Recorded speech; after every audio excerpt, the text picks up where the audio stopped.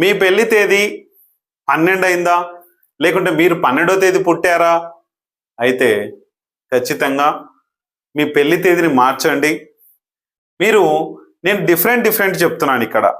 పెళ్లి తేదీ అయినా సరే డేట్ ఆఫ్ బర్త్ అయితే ఏదేమో మీకు చాలా పవర్స్ ఉంటాయి.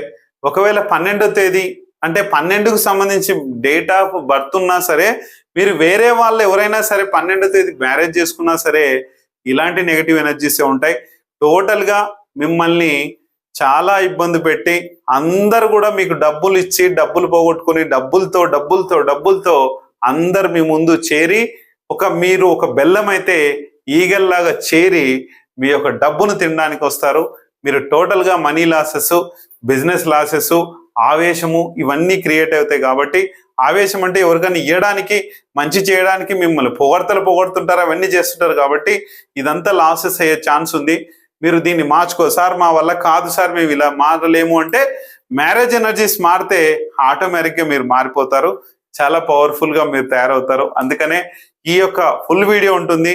భక్తి న్యూమరాలజీ వెల్త్ ఛానల్లో మన యొక్క ఫుల్ వీడియో చూసేయండి. Thank you.